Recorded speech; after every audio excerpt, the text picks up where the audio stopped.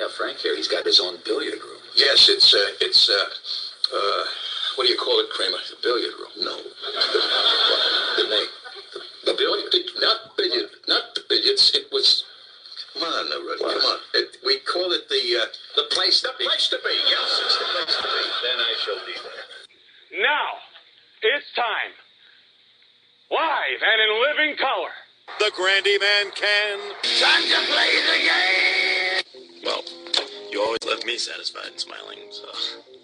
That's what she said! Why do I want this? Yeah. Because I want to make bank, bro. I want to get ass. I want to drive a Range Rover. Ladies and gentlemen, boys and girls, children of all ages, it is now time for the Place to Be podcast. And now your hosts, Justin Rosero and Scott Criscolo.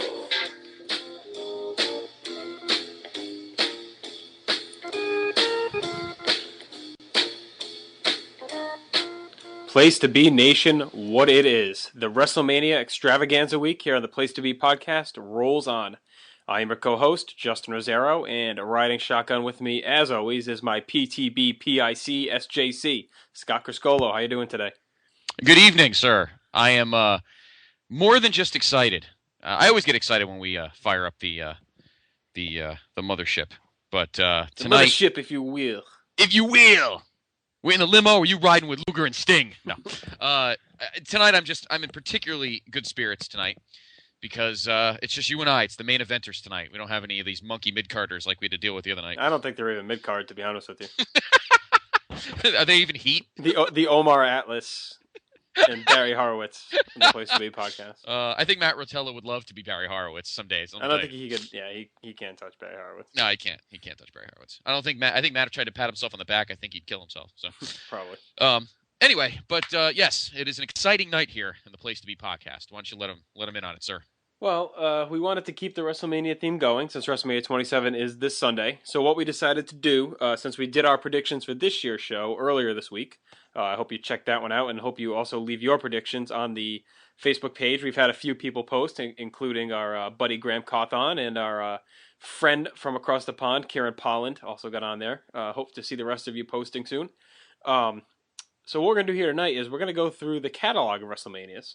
And we're going to rank a whole bunch of stuff. Top performers, best openers, best IC matches. We're going to go through, rank them, talk them, break them down. So I thought it would be kind of a cool little concept for us to do. So right now, let's head back through time and hit up our WrestleMania list.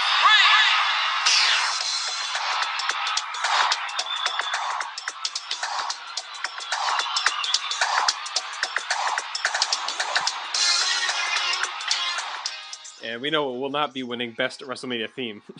Did Linda McMahon just walk into the man cave? She's sitting stoically in a chair across from me. I have her all doped up. Yeah, let's hope she doesn't kick one of us in the nuts. So, before we get started, I know. Or do you want to wait when we get to that category before I tell the funny story? Do you want me to tell it now? Yeah, no, we'll wait till we get there. All right, we'll get to it. It's a great story, folks. You'll love it. It's hilarious. Build some suspense. They gave us an entertaining conversation earlier tonight. Yes, it was quite funny. I did let our one of our loyal listeners, Josh Richer, I told him the story, and he was laughing quite a bit when I told him. It's pretty good. So, all right. So first up on our list, we're going to start off with the Mania openers. We figured what better to open the show with than ranking the opening matches. So we have 26 matches we're going to go through. Yep. Scott and I have independently ranked all of these things, so I don't know his. He doesn't know mine. Nope. We'll start with, number 26. We'll say both of ours. We'll kind of talk about why we have it there. If we disagree on it, we'll talk about why we disagree, and so on. So, but we'll try and move, somewhat quickly here. Yeah, we want to move briskly to these early ones because when we get to obviously the last two the last one we'll do, period, is, of course, we'll rank the actual shows. And then the one before that one, we'll rank all of the world title matches. And that's a combination of both the WWE title and the World Heavyweight title. So it's a total of 35 matches. And we'll get to that one later on. Okay. All right, the openers. Now, obviously, everyone knows what the opener is in their eyes. We'll get to that one. The other ones it all depends on your perspective. And when we talk about the matches, we're going to talk about not just the match itself. So everyone's going to be like, well, that match had great work rate. Why is it ranked so low? Well, it all depends on the ambiance. Was the feud any good? I don't know, little things like that. So we're basing this on a lot of stuff. And another thing I want our listeners, particularly those that are loyal readers to our reviews on the Place to Be message board, Bigelow34ProWards.com. We may rank a match lower than it would seem on the grade of our show. And Justin and I kind of perused, browsed over this topic earlier today in our pre-production work. So if you think we ranked a match on the review very high, it might be because we like the match itself. These lists are a little different, a little more abstract in the way we're thinking. So don't think, well, you gave this match a 4.5 and you only made it like 22nd on your list. Well, we're thinking of two different things here. It's two totally different. Right there, I think we're grading a little more, maybe objectively watching the match itself. Here, we're just kind of doing them in relation to the other. Right. And the way I did it, I kind of put, what I thought was a great match, but also, ones I liked. This is the order I'd want to, watch these matches in. That's kind of what I went with. Exactly. So, whatever. If we have a lot of disagreement, that'll be more fodder for our people to come out on the Facebook and the in our board and discuss. So that'll be good too. So yes, and the email, of course, placetobepodcast@gmail.com. Get on there as well. Yeah, no reason for you not to contact us. You have plenty of options. And we actually have some feedback we'll read later, right? Don't we have a little bit to... Yeah, we do. Hopefully we'll get to it. If we don't get to it tonight, we'll hit it on our next one, because depending on how lengthy this gets. Because we got a lot to get through. So yeah, this will get pretty long. So, all right. The WrestleMania openers. Would you like to begin? We'll go back and forth. I'll go first for one list, and then you'll go first for another list. And sure. So, okay. Let's go with Mania opener 26th. I have, no surprise here, of course, Paul Orndorff and Don Muraco from WrestleMania 2. That's what I have as well. The match is horrible. Yeah, I don't think we actually need to even say much, because we just did the WrestleMania 2 podcast a couple weeks ago, and I think we let our venom out on this one. Yeah, this match is pretty terrible. So let's move on. Number 25, I have Tito and the Executioner. I have Allied Powers and the Blue Brothers from 11. Oh, come on. That's a great match. The match is horrible. And hey, look, and this is not, it's more I've never been a big fan of the Harris brothers to begin with. And I like Luger and Bulldog, but I don't know, the match just never had any flow. You need a good opener, and that show needed something to really be fired up, and that match just didn't do it for me. I have that one a little higher, so I'll get to that in a minute, but I'll kind of talk about my Tito pick here. I mean, it's just basically a jobber match, and it's really short, and, it's energetic enough, but to me, it's not better than any of the ones to follow it on this list, so. Okay. All right, for number 24, I have Bull Buchanan and the Big Boss Man against D'Lo Brown and the Godfather from WrestleMania 16. Okay, I have Al Snow, Hardcore Holly, and Billy Gunn from WrestleMania 15. Okay. I think that match is sloppy and bad. And that was in that weird stretch where Billy Gunn was going for the IC title, Road Dogg was going for the Hardcore title, and they ended up winning each other's belts, which made no sense whatsoever. But that was the Vince Russo era of. Yeah, 47. That's definitely one of the classic Russo clusterfucks that a lot of people bring up to exemplify his booking. Exactly, 47-second attention span. I like the that Godfather match. I have it a little bit higher. It was okay. I mean, it's decent enough, but it was, I don't know. This is not what you look for in an opener. D'Lo and Godfather were kind of over, and they get a good reaction, but that whole show was just a mess. And I don't know. I think they could have had something else in that spot. It was an ugly match. And I mean, I thought Boss Man deserved the spot because he had such a good year in '99. So I don't really, I'm fine with that match. I just don't care for it as an opener. Yeah. So, okay. All right. For number 23, I have the Tag Team Battle Royal from WrestleMania 14. I actually have, and you probably are going to give me some shit for this one. I actually had to put the match in today and watch it and realize that I'm not as crazy about it as I thought I was. And that's Tito and Shawn from WrestleMania 8. Oh, wow. I thought I liked this match, and I watched it again. I'm like, Shawn's a little sloppy. Crowd's kind of flat to start. It just, the whole package, you would think it was better, but the whole package just isn't quite there. It could have been, but it wasn't yet. Oh, we're going to have some issues because I have that a lot higher. Yeah, I'm not as big a fan of that match as I thought I was. I have the Battle Royal a little bit higher up, but that Battle Royal to me is just very blah. I mean, LOD is the one big surprise. It was obvious from the minute they came out that they were going to win. It was just a lot of thrown together teams that go out in quick succession. You have a couple guys interfere, Kurgan and I think Barry Windham interfere. They're not even in the match, so it's just I don't know. I usually like Battle Royals. I just did not really care for that one. Okay, all right. I don't have it too much higher than this, but I do have it a little higher. All right, number 22, I have the triple threat hardcore match that you mentioned earlier, Holly, Gunn, Snow. I agree, that was just kind of a mess. I actually watched that recently because WrestleMania 15 has been on 24/7, so I've kind of been watching it as I doze off at night. It hasn't kept me awake, I'll put it that way. But yeah, it's a typical 1999 weapons match. And actually, you think they would have done more, maybe gone backstage and done a little bit more because that's what they were doing at the time. But Right. it was fine. It was fine for what it was, but nothing special.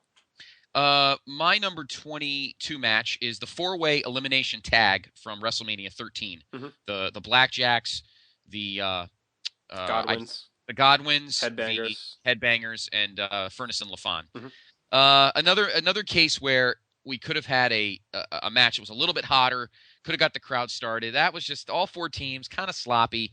It was okay, but considering what more weapons-esque violence we'd have later on in that show, mm-hmm. this to me fell kind of flat. Yeah. So.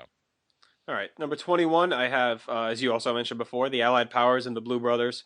I like that match just because of the energy in it. I thought Luger and Bulldog actually worked really hard for two guys that were clearly being deep pushed at that time and stuck together in a team.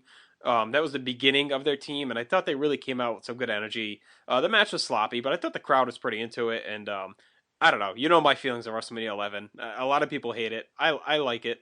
And actually, we had a pretty good discussion about this era on a board, and I want you listeners to go check it out because we were talking about that time. Me and a couple other posters talking about the fondness we have from that time period, 94 to 96. It's a time that a lot of people crap on, but it's a time that I was really just locked in as a wrestling fan, and I have a lot of good memories of those shows. So to me, 11 is just one of those shows I have good memories of watching over and over a bunch of times during that year. So I enjoy that match. Obviously, I still ranked it pretty low. It tells you what I think overall of the action, but it's higher than some of those other ones for me. Okay. My number 21 match is a match that I was actually looking a lot forward to when it was announced, and it definitely underwhelmed me. And that was JBL and Finlay in the Belfast Brawl at WrestleMania 24. I thought those two were going to beat the shit out of each other, and they didn't. It was like 7 minutes. It definitely, again, another case, because as everyone knows, an opener needs to jack a crowd up. And here you are in a football stadium that had, 78,000 people. You really needed to really get the crowd going. And that would have been a great opener if it was maybe another 5 minutes and they absolutely annihilated each other. And they didn't. They got some shots in. JBL won it, I don't want to say in a squash, but he kind of dominated the action for a little bit. Yeah, it was a surprising finish. Yeah, and that match underwhelmed me and kind of annoyed me. So I would have ranked that higher if we were just booking on paper, but that match definitely underwhelmed me than it should have. Okay, so for number 20, I have the four-way, four-corner match that you mentioned from WrestleMania 13. Okay. Kind of heatless, just pretty much describes the tag division at that point. Furnace and LaFon looked like they were going to be pretty fresh when they came into Survivor Series 96, but they really just ended up fizzling out pretty quickly. And, you would have maybe liked to see them just run through all those teams at that show, win that match. But they kind of had their chance earlier in 1997 and didn't really get it done. So the Headbangers got the win there and fought Bulldog and Owen the next night. But that was really just a footnote for the beginning of the Hart Foundation. So not much there, just a heatless match. Yeah, my number 20 match is a match you already mentioned, and that's the Tag Team Battle Royal from 14. It was really just a shot to get LOD out, with Sonny, and then win it. So that's pretty much what all that was for. I agree with you. It was just a sloppy mess of a bunch of shitty teams. Not all of them, but a lot of them. And it's just a chance to get a pop for the Road Warriors. That's essentially all that was, I think. All right, so for number 19, I have the most recent WrestleMania opener, and that is Miz and Big Show against John Morrison and R-Truth. I am a big Miz fan. I was looking forward to that match. I thought that could have really been a hot opener with a fast pace, but due to all the stuff they had going on in that card last year, that only got about a little over 3 minutes. So that's pretty much why I have it this low. I think on potential, it should have been a lot higher. Miz and Big Show were an entertaining team, and Morrison obviously could bring the goods. And R-Truth at that point was still, in a pretty good run before he hit the stretch of futility late in the last year and into this year. So I have that there. Okay. For me at number 19, I have Camp Cornette against Ahmed, Jake, and Yoko from WrestleMania 12. I like the match. I think a lot of people forget about it. It could have been a little better. I thought it was a little sloppy at times. And you know me, I'm a big Camp Cornette mark, particularly as we head later on to the year. But this match is not awful, but it definitely, I would like to have seen it gotten higher, but I couldn't rate it. I couldn't put it higher than this. Okay. So I have that at 19. I have that a little further up. We'll get there. Okay. All right, number 18, I have a match here. This match and this whole show, I feel like is pretty underrated on a whole. Or maybe this is my opinion. I like the show a lot more than I see most reviewers or commenters give it, and that is Kane and Big Show against Carlito and Chris Masters. We just watched the show pretty recently, and I always like that opener. I like the combinations. I thought Carlito and Masters had a pretty good little heel run going in early 2006, kind of like the Pinky and the Brain of Raw is kind of how they were presented. And Kane and Big Show were fun tag champs as well during that point. So that was a cool little opener. That crowd was pretty hot for that opener too, and Kane and Big Show get a clean win to kick the show off. Okay. My number 18 match is one you already mentioned, and that's Godfather and D'Lo against Bossman and Buchanan from WrestleMania 16. Kind of the same reasons yours is. Not great. I liked it a little more. I thought it was a little entertaining. I liked Ice-T's rap. That was kind of cool. So, yeah, I have about the same opinion as you do of it, but I liked it a little bit better. It's a good start to that show. Okay. So for number 17, go old school a little bit here. This is a classic opener, and that is the Battle Royal from WrestleMania 4. Solid stuff, you have the entertaining ending with Bret, Bad News Double Cross. Bob Uecker was great on commentary. I can't really justify ranking it too much higher than where it is, though, just because it is a Battle Royal, and it did have some slow spots in it. Believe it or not, I actually have that a lot higher than you do. Okay. I don't know. Maybe it's just because I like Bret so much. I don't know. My number 17 match, actually, you obviously have it higher because you haven't mentioned it yet, but I actually like this match a lot, and that is Rick the Model Martel and your guy Coco Beware from WrestleMania 6. Mm-hmm. I like the match. I wish it was a little longer, but I've always liked that match. It's always a good back and forth match, and actually it took me a long time before I could finally find the full copy because the one I have the WrestleMania The Legacy box set that came out. What was that, 99? Yeah. And that WrestleMania 6, it actually clips it. Remember you and I had that conversation when we actually wrote this show? Yes. It misses like 2.5 minutes or something. It's actually like a 9-minute match, and I only watched like 5 of it or something.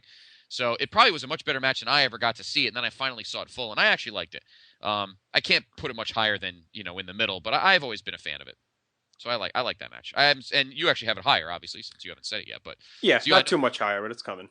Yeah, so that's my 17 match: Rick the Model Martel and Coco from WrestleMania 6. All right, so for my number 16, is a match I think is pretty solid. I thought about maybe even putting it higher, but I couldn't really see where to fit it. And that's Hercules and Haku from WrestleMania 5. Just a solid opener. Two veterans. Hercules had just turned face at the end of '88, so he's still pretty hot here. Haku, just one of the most underrated workers of all time, I think. And not by the internet. I think he gets his due there. I just mean on a general scope, kind of forgotten in time. But that's just a fun, solid opener. Hercules gets to win like he should have. Face wins to kick the show off. So the solid stuff there. I like that match. I actually have it higher than you do. My number 16 match is one that you've already mentioned, and that's the opener from WrestleMania 22, Kane and the Big Show against Carlito and Masters. I like the little odd couple kind of team. Smart, smarmy Carlito against the dumb meathead team, and then Kane and Big Show, who are just two big monsters. I always like that opener. Actually, I kind of enjoyed it when we watched it recently because we were in the midst of our 2006 run of pay-per-views. But I like that match. I wish it was a little longer, but that's it. There was really nowhere else in the show to stick it, and just like the Hercules Haku match, the good guys win. Crowd's pretty hot. Crowd was hot for that show anyway, but they really get what they want. And that's the two big guys beat the hell out of the two little smarmy pricks. Right. So my 16 match is the tag from 22. All right. For number 15 on my list, you just mentioned was Rick Martel, Coco Beware. Good opener. Coco finally gets some love. Obviously my favorite WrestleMania of all time. I like the commentary. Gorilla and Jesse's pretty funny because they're kind of going back and forth between the match and being in awe of Skydome, and the whole atmosphere. So, just a fun match. Martel, one of the best heel workers during that time. And as you said, the unedited version is much better than the clip version because you get a little bit of psychology where Coco hits the blind dive in the beginning and then misses it at the end, and that leads to the Boston Crab. So, solid stuff. Yeah. My number 15 match is a match you mentioned earlier, and I know it's kind of short, but I don't know, for some reason, maybe it was my starting to like of this guy, but I have the Show Miz Morrison Truth match from last year. Mm-hmm. I know it's short, but it's really fun, and Miz was just really hitting his groove. I think he knew deep down a year from then where he would be, and I think he started it there. Again, another case where the match probably could have been a little longer. But I think it's fun, and I get a good kick out of watching it. So I put it a little higher than it probably deserves, but I get entertained when I watch it, even though it's only a few minutes.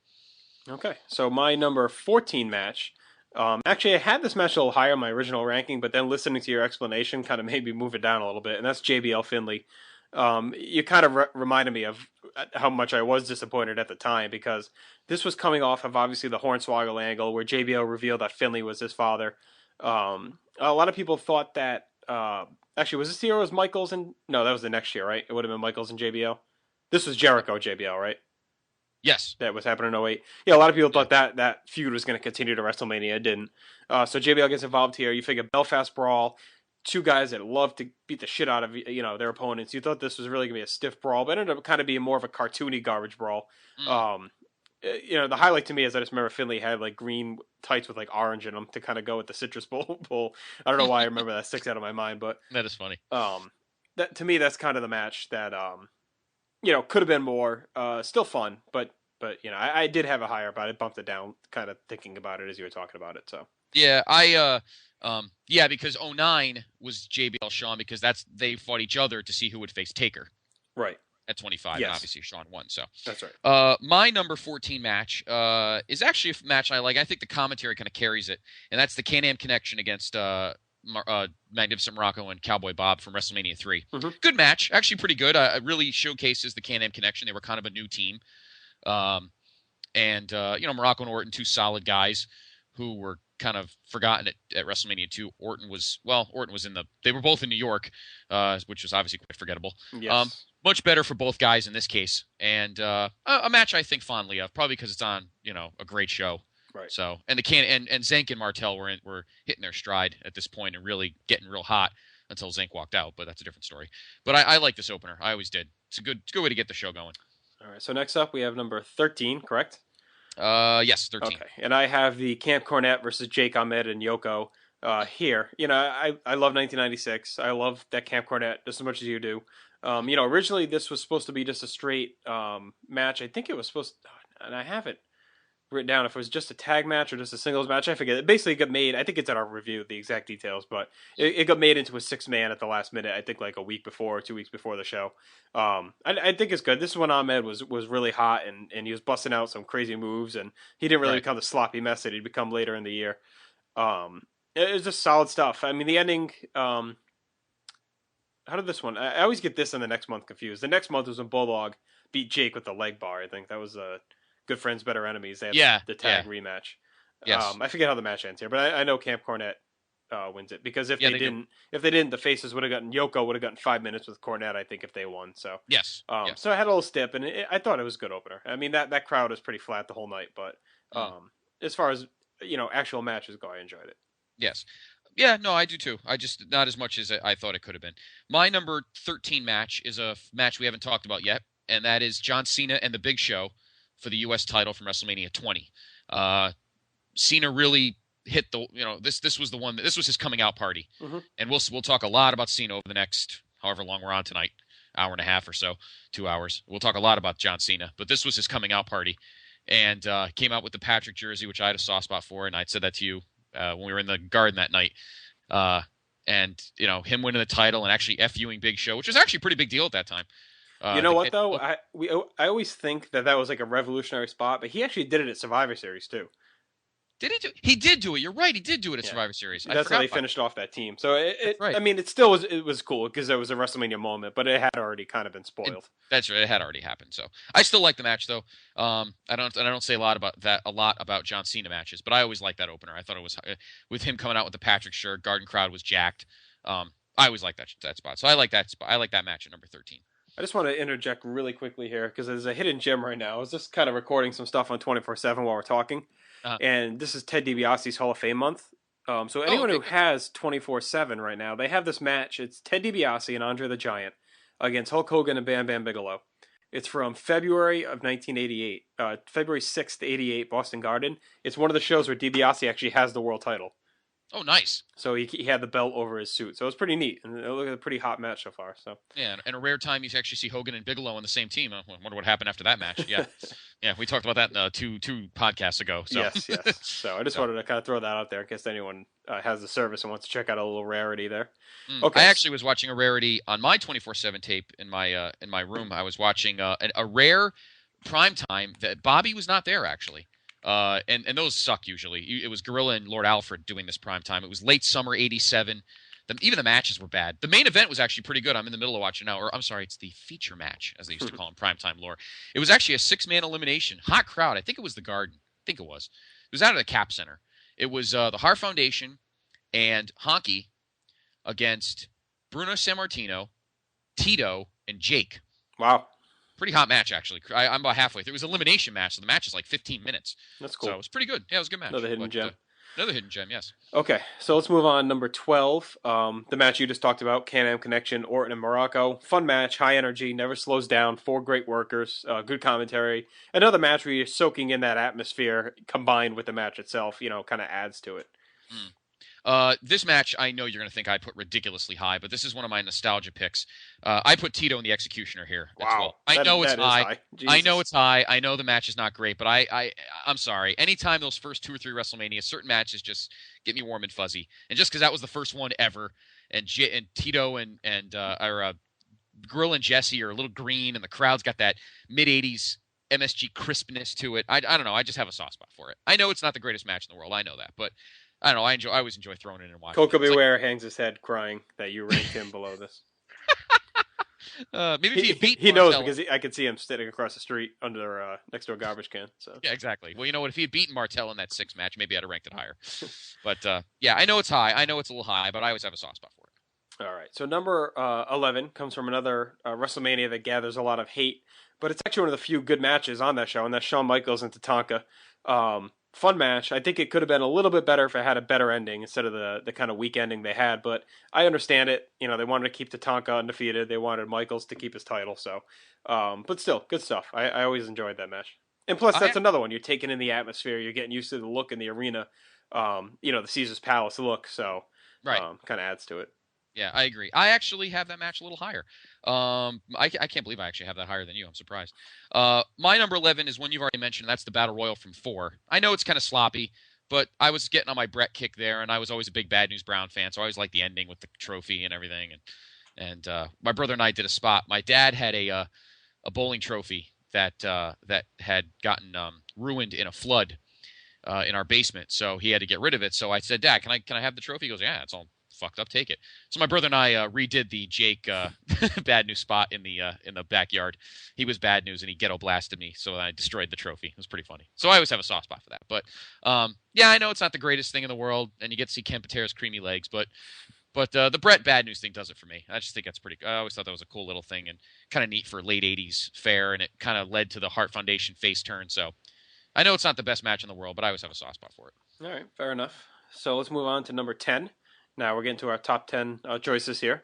Mm-hmm. And my number 10 is Chris Jericho and William Regal from WrestleMania 17. Hot opener. This is one I thought could have went a little bit longer. And it was actually a pretty surprising finish. I think at the time I expected Regal to win. I didn't really expect Jericho to just beat him easily like he did. Ending kind of comes out of nowhere, but it was stiff. I still remember Jericho's chest being beat red from all those chops. Or maybe it was Regal's chest. I forget. One of the two had a ridiculously red chest. I think it was Jericho's. Yeah. Yeah, just from getting the shit chopped out of them. So it was a good opener to a great show.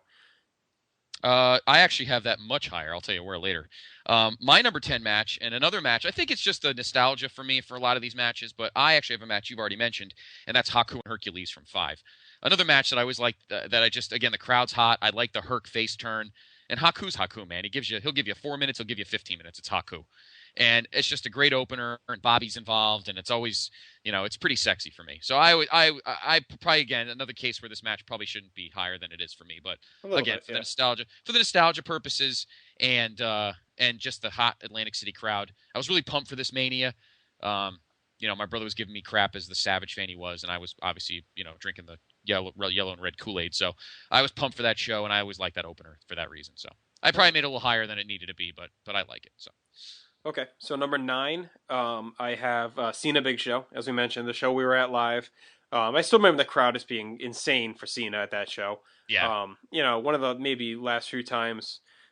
Well, I guess he had another year in the tank before the crowd really started turning on him. But one of the times where he really got a massive pop from everyone. Right. And the FU was cool. He wins a title, like you said. That really was his busting through and coming out party there. So that's pretty much all we got to say on that. Yeah, my number 9. you're going to be surprised at this. You obviously have it higher. Is the Money in the Bank from 25. I like the match. I liked Punk's win at 24 a little bit more than this one. This one's very good. And it's obviously it's in the top 10. I have another one higher. Obviously we'll get to it, but when it comes to Punk's 2 wins, I like the one at 24 a little bit more. Mm-hmm. But I like this one. Definitely great Money in the Bank, and I do have it in the top 10. So that's my number 9. Okay. So number 8 now is this is where I have Shawn Michaels, Tito Santana. Just says WrestleMania 20 was John Cena's coming out party. This was Shawn Michaels' coming out party as a single star. First WrestleMania as a heel with Sherry. Great guy to put him in there with. Tito Santana, WrestleMania veteran, knows how to get things going. They got the crowd up and going. Gorilla and Bobby were tremendous. Another one you're taking in the look of the arena at the same time.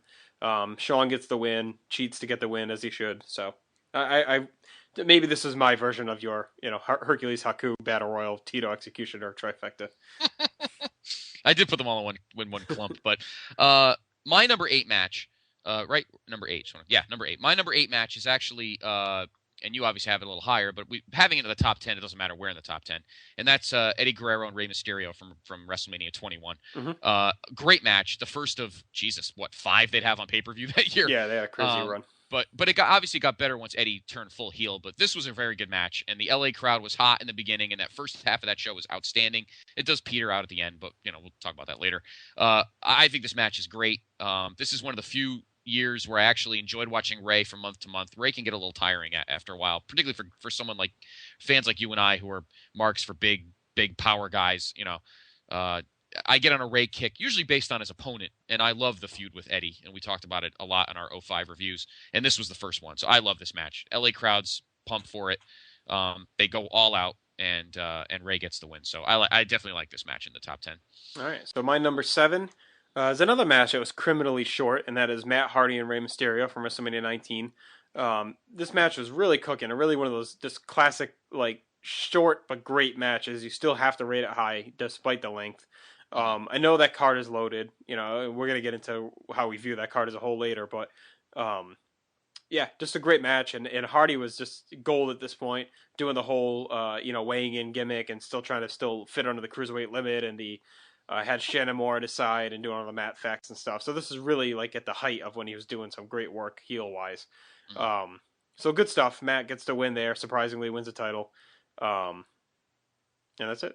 I like it. No, he had the title. That's right. He keeps it. You're right. Yep. Yeah, he won it at No Way Out. That's right. We're close in this, but this is where I was shocked in terms of where we ranked matches. My number 7 match is actually Shawn Michaels and Tatanka from WrestleMania 9. It's the one bright spot of the whole show. And you say that the match at 8 was Shawn's coming out party. I think this match is his coming out party. I think 8 is like Cena's rap at 19. It could have been great, but it kind of wasn't. Mm-hmm. This one, to me, is his coming out match. The ending sucked, but they didn't know what the fuck they were doing that night anyway, as we clearly see at the end. But the match is great, and Shawn really gets into the heel mode here, and him and Tatanka really had good chemistry together. I kind of wish this feud, I'm trying to remember if this feud went much longer after this. I wish it did. That was pretty much it. They fought a few times.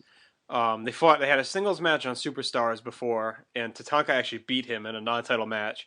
Right. And then Tatanka pinned him again in a 6-man. I think it was him and the Nasty Boys against Shawn and the Beverly Brothers. And Tatanka pinned him there too. So he had the momentum heading into the show. But I think afterwards it pretty much petered out. Shawn ended up focusing on Marty by that point, right? Well, he had a little feud with Duggan on Raw and then Jannetty. That's right, yeah. But I like this match a lot. Maybe because the rest of the show is so hideously bad. But I've always had I really enjoyed this match, and I actually watched it recently on classics.com, and I liked it again. And so I know you say 8 is Shawn's coming out party. I think this one is his coming out party. He really kicked the heel meter up for the crowd, and with the sun shining and the crowd was kind of excited. It's a shame what they'd have to watch the rest of the day, but I think this is a great opener, and I think Tatanka brought the goods, and Shawn really showed that when he's motivated and not eating pancakes like he said he did throughout most of '93, he could really put on a great match, and of course we'd see that throughout the rest of his career. Yes. Okay, so for my number 6, I have another William Regal match, and this is where he loses his championship to Rob Van Dam at WrestleMania 18. Good opener. That show was very up and down as far as in-ring action goes, but this was really solid stuff to get the show going. Regal hit some pretty sick, stiff suplexes on RVD, and RVD is just great at selling those kind of moves. Can take, he's pretty flexible, so he can get bent and busted all over the place. Then he hits a frog splash and got the win there. So that's a solid opener and a really technically fine match. Yes, I actually have that slightly higher.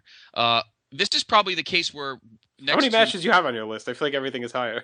I know it is. I know. I keep waiting for these other matches to show up, but everything is higher. Well, this is where this match is actually very close to you. This is probably about as close as we may get in the middle. This is where I have Matt Hardy and Rey Mysterio from 19. So we're pretty close. You had it at 7. I have it at 6. I love this match. I actually a lot. Again, robbed by time. Because they probably had didn't Limp play it later on or some a million shitty friggin' band crap performances at that show. Yeah, a bunch of garbage. But this match deserved at least another 5 minutes. They also had the cat fight was that show too. Oh, the pillow fight, train wreck. This match deserved at least 5 more minutes. They really went out and busted their ass. It was Ray's WrestleMania debut. Mm-hmm. Matt, as you said, was cruising as a heel. He was such a fucking smart ass and it really worked well, and it really was a harbinger of things to come. I think you watch that match now and you go, you know what? That was actually a pretty good start, and the working boots kept going for the rest of that show, and we'll obviously get into the show as a whole later, but definitely a match that most people don't really think about as a great opener, again, by its length. Right. But really the two busted their asses, and Matt was cooking with some good gas. Ray makes his big debut. He starts his trend, which he kind of ended at 22. I don't think he's really done it since, where he comes out dressed in a superhero costume. Yeah, he did a few. Didn't he do he tried to do the Joker? Was that one? Was that last year? No. Was that was that 23? Yeah. This year, 23's debut, he came out dressed as Daredevil. And that was pretty cool. So this match is great. Robbed by time. Of time, and definitely deserved more than it did get, but definitely a top 10 opener for me. All right, so number 5, I have the Money in the Bank you mentioned earlier. Punk, Kane, Henry, MVP, Shelton, Kofi, Christian Finley. I'm a mark for all the Money in the Bank matches. I really get a kick out of all of them. I think they're all fun to watch. Like I said, this is a list of matches that I want to watch. This is the order I'd want to watch them in. And Money in the Bank to me will always rank high, regardless of its standing in regard to the other Money in the Bank matches. Just a fun opener. So yeah, and it was good. That was Punk's really breakthrough moment as well. Oh no, it was 24 his first. 24 was his first one. Yeah. That's right. The continuation of him. Yes. At number 5, obviously a match you have higher, but you knew that we were both going to have this match on here, and that is the Rockers against the Barbarian and Haku at WrestleMania 7. We both absolutely love this match. Again, four guys who just put their boots on and go out and bust their ass. And Barbarian in particular was on a great roll in late 90, early 91, and he shows it here. Haku is Haku. We all know that. He gives them all. He doesn't wear boots, but he still gives us all every time he's in the ring. And obviously Sean and Marty, or Sean and Marty. So this match was a great way to start that show. The only bad part is, of course, I had to listen to Doug and drool on commentary, but that's okay. I'll put it on mute. But a great match and a good start to that show. Again, 4 guys who, this was a case where booking worked. They really thought it out and knew this would be a great opener, and they were right. So definitely top 5 for me. All right, number 4, I have the next Money in the Bank match, and that's Mr. Kennedy, Edge, Punk, Booker, the Hardys, Finley, and Orton. I always, I like this match. This is where the one where Kennedy gives Hornswoggle the plunge off the ladder. Some good spots in this one. Unfortunately, this is the one I believe where Edge had his streak broken, which kind of would come into play next year when he fought the Undertaker. It's too bad they didn't have the foresight to maybe either have him in a different match where he could have gotten the win, or just have him win this match. But Kennedy was really a star on the rise at this point, and they had plans to make him go the whole year with the briefcase, but then he got hurt as always. So, but still, good stuff. Jeff's swanton off the huge ladder onto Edge was great. Some good spots overall. Well, and the stupid thing is he ended up getting the Money in the Bank anyway because he just got it from Kennedy when Kennedy got hurt. Yes. Believe it or not, we finally did it. I have this. I have this at number 4 as well. Yep, love this match. Outstanding. Not a big fan of this show, and well, I am and I'm not, but I like this match a lot, and I think that spot was good. And they should have just had Edge win. I mean, nothing against Kennedy. He's obviously healthy in TNA right now, but I think they should have had the foresight to just have Edge win it. Maybe they didn't think not winning a multi-guy match counted as a streak, but whatever. They probably didn't think about it anyway. But a great match, and as mentioned, I copy your comments since we both have it in the same slot. All right, so for number 3, I have Mysterio, Eddie from WrestleMania 21. Not their best match, but that's also because, it was coming like 8 years after the greatest matches that they had in 1997 in WCW, but still a really great opener. The only thing keeping this, or maybe being a spot even higher, was Ray's mask that he kept fixing throughout the whole match. That was kind of annoying. But still, really great stuff. Working at a great level, and like you said, the first half of that show was tremendous, and that was a big part of it. Why? Yeah. My number 3 actually is a match you already mentioned, and I love the physicality of it, and that's Jericho and Regal from 17. I do remember those chops, and they were pretty stiff. And knowing what that show would end up becoming, this was fitting for the opener. Mm-hmm. Both guys were busting their asses, working hard, and put on a hell of an opener. I mean, and that crowd was hot for them, even though you could barely hear them because the place was so fucking huge. Still, they went out. Jericho wanted to prove something. It was his second straight Mania. Regal doesn't usually get spots like this. This was his first big show moment, and they both went out and busted their asses. So number 3 for me. Big time match, one of my favorites. All right, number 2 for me is the Rockers Haku Barbarian. Okay. The Rockers Orient Express match from the Rumble is kind of the one everyone always looks at as a tremendous, tag team affair from that year, and it was, and it is better than this one, but not by much. This is a really, really great opener. Watching the Rockers bounce all over the place for Barbarian. Haku in 1991, that might have been his best actual year, because that's the year that, they were saying he was tearing down house shows with Ricky Steamboat later in the year. Mm. And him and Barbarian just made a really good team. Hot opener. Crowd was into the Rockers. Even though it's the year that they would eventually break up, I thought 1991 was the Rockers almost one of their best years as a team. They just really were tearing it up in the ring. It seemed like they were maturing and they kind of knew what they were trying to, get across. And I love that double clothesline Barbarian gives them where they both give the 360 sell. So just great stuff all around. Good finish. Hot opener. I love it. Yeah, I do too. My number 2 is RVD and Regal from 18. I just love watching Regal wrestle. And when he gets these guys that are small yet quick and stiff, it's just as good. Kind of reminds me of the match he had with Benoit in 2000 during the Pillman the Pillman tribute show. Yeah, the memorial show. This match is awesome. And again, the Toronto crowd was off its rocker because they knew what kind of show they were likely to get. And RVD gets a crazy pop winning, and this is kind of his coming out party as a big-time superstar. Sure, he was in ECW, and that's nice, but this was his true coming out party on the big stage in front of millions of people, and he gets the Intercontinental title. So that's definitely one of my favorites, just because RVD showed he can play with the big boys, and he's not just the bingo hall risk taker. Right. He definitely set his place in wrestling history. Coming out with a great match like this against the perfect guy to face, a guy who doesn't mind getting kicked in the face and the 50,000 fucking bloody noses he's had in his career. It was just an awesome match, just stiffing the shit out of each other. He did a couple of nice spots outside. Kudos to Regal for back-to-back awesome WrestleMania openers. Yes, and obviously that leaves no doubt for what match is the greatest WrestleMania opener of all time, according to Scott and Justin, and probably 99% of the rest of wrestling world.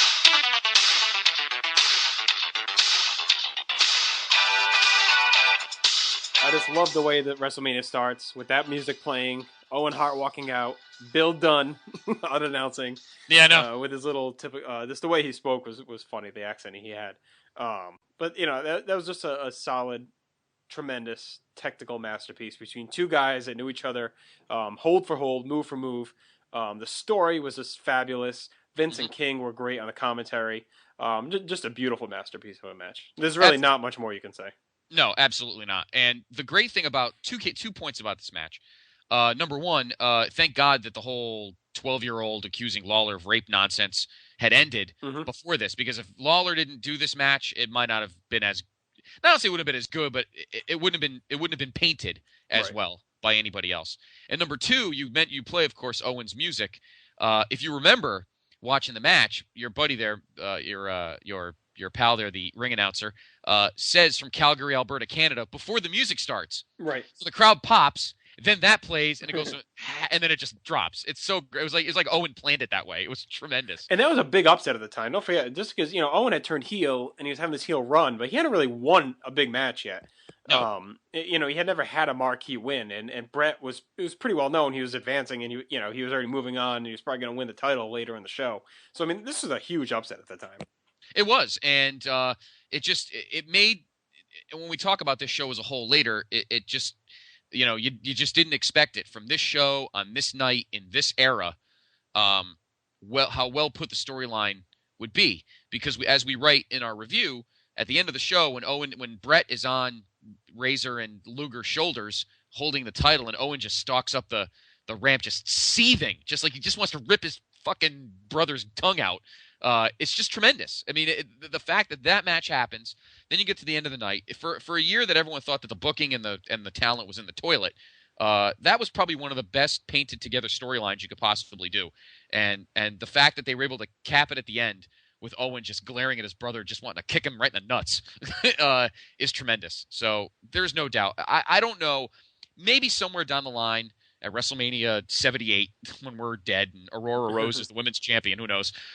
Maybe they'll have an opener like this again, but it's gonna be hard pressed. Number one, they're brothers. They both watched Grizzly Stu rip their fucking shoulders out. You may be dead at WrestleMania 78. I might still be going. I don't. I kind of don't appreciate that. Well, hey, I could always, I could live forever, and then you could be doing this podcast with Derek and Matt by yourself. So just, watch your I would mouth. like to think Derek's gonna die of a heart attack long before I do. But anyway, obviously the match that we have, number one, Owen Hart, Bret Hart. Just kidding, Derek. I don't want you to die. No, we don't. No, we don't want you to. We just need you to find better jokes. Anyway, again, this match speaks for itself, and it's hard pressed to find two guys with incredible chemistry like this in an opener again. I mean, they're brothers, and I think that obviously helped as well. So, obviously, the match everyone thinks is the greatest opener of all time: Bret Hart and Owen Hart from WrestleMania 10. No doubt. Pretty hard to vote against it. All right, so let's take a little break from the list and move on to a grouping. I'd say we jump to the celebrities here. And we didn't rank these. We just each came up with the 10 best celebrities that we think. Okay. So should we just each read our list, or do you want to go back and forth? I mean, I'm not sure how you did it. I didn't rank them. I ranked them, but I just made 10 guys. I didn't really rank them per se. I ranked them as my favorites, not in importance, but good. Give your 10, and then, or you know what? Since you went first, I'll go first this time. I'll give my 10. And okay. Yeah. Here's what I've ranked 10 to 1. It doesn't matter the order, I guess. Here are the 10 people I put. And this is based on A, importance to the show, and B, my personal liking of them. Yeah. William the Refrigerator Perry, very important at WrestleMania 2. Getting the Chicago crowd pumped, since the early part of that show was a colossal piece of crap. That was, that was a big moment. Crowd got pumped. Bears just won the Super Bowl 3 months earlier, so big moment for him, and and obviously he's in the Hall of Fame for that reason. Number 9, and this is just for you and I, because she was part of one of the greatest television shows of the last 20 years. And, of course, that's Jenny Garth, because Beverly Hills 90210 is one of the greatest shows of the last 20 years. Even though she literally did nothing at WrestleMania 10. No, I didn't. And who gave a shit, really? Because she was just so hot. So yeah, that was her peak, for sure. I take another blonde from WrestleMania 10, and that was Rhonda Shear, only because I remember, up all night. She had big eyes, and wow, we have awesome. Very different lists. Yeah, so she's awesome on USA. Well, I still have more to go. Okay. Next I have Cyndi Lauper. Obviously. Yeah, we have very different lists. She needs to be mentioned here, because Cyndi Lauper was the cornerstone celebrity. If anything, she might be I don't say the glue, but she was one of the integral pieces of getting the first WrestleMania put together. If they didn't have her building up with the war to settle the score and the whole thing with Piper smashing Captain Lou with the record and everything, maybe it doesn't happen. I'll admit it. I forgot her. I still wouldn't maybe take. Maybe there's one I would take off of her on mine, but I did. I overlooked her. She definitely is one that should not be overlooked. She's one of the main pieces of that first WrestleMania in terms of importance to the mainstream. Next, and this one to me is a no-brainer, and that's Donald Trump. The guy's been part of 3 WrestleManias. He hosted 2, and he was in a big match in another one. So and definitely he was at 10 as well. And he was at 10. And 7. I think he was at 7, too. He was at 7. Yeah. I think he was was he sitting next to Henry Winkler? I don't know. Yeah, I think he was in that whole crew. Yeah. So, number 5, and I know you'll be very happy that I put him on here, and that's Lawrence Taylor. Nice. Anybody who's in a main event, and as much as I was always kind of skeptical of having this match as the main event, he did his job, and he probably, I think Bigelow regrets busting his balls, because he did smack him pretty hard in some moves. But he was very important. This one's going to surprise you, You're going to think I'm crazy, and I'm sure I'm going to have jokes from the peanut gallery, but I put Liberace on my list. And I put Liberace on the list because, again, another guy who was big-time mainstream in the mid-'80s, and just having him there, I was almost going to put the Rockettes, but that would have been a bit of a stretch. But having Liberace at the first WrestleMania really, again, gave it that little extra mainstream. You know what? Real celebrities are taking this seriously. And I think that's what helped. Maybe it's because I just watched the DVD and I have the first WrestleMania in my head as a cornerstone show. But I think that was very important, having him there, because it gave that older fan, oh, okay, I guess it's okay to still watch this, even though it's all rock stars in it kind of thing. Number 3, Mike Tyson, because if it wasn't for him, we wouldn't have had an Attitude Era. Right. Because I think Tyson was the one that kind of fueled, obviously, the push to WrestleMania 14. Yes. Number 2, a guy that I think gets overlooked, but very important in the pantheon of celebrities at WrestleMania, and that's Muhammad Ali. Yeah, having him at that first WrestleMania is absolutely important because this guy's the greatest of all time. And having him, almost knock Orton out was actually always a funny moment. I wish he kind of would have hit him. It would have been funny. But Vince was always afraid he was going to hit somebody. But having him there is immensely important because, again, another mainstream athlete at the time that legitimized that show. And finally, and how could we forget him? And that's, of course, Uke. Right. Bob Uecker. Guy's hilarious. Him and Jesse have their tension. He's chasing all the hot chicks, Mary Hart and Vanna White. But it's Uke. And he took it so seriously. He made it fun. Like, he made it as if he was working for the company. He wasn't like some asshole who's like, oh, what a bunch of dumb wrestlers. He looked like he was always having fun. And that's why there's no doubt he deserves his spot. As much as people rip the celebrity wing of the Hall of Fame, he deserves to be there. No doubt about it. So that's my 10. All right. Well, I'm pretty glad because we actually have very different lists, and I was hoping so. I didn't want to keep this a repeat. So right. I'll start with the ones that you had. And then I'll move on to the ones that you didn't have. So I have Lawrence Taylor, obviously, big time match. It was a big angle, and he was kind of the prototype for the Tyson angle. It's just that the product wasn't good enough to keep those people tuning in for that match, but they kind of did the same format. Had him show up at the Rumble, kind of triggered a feud.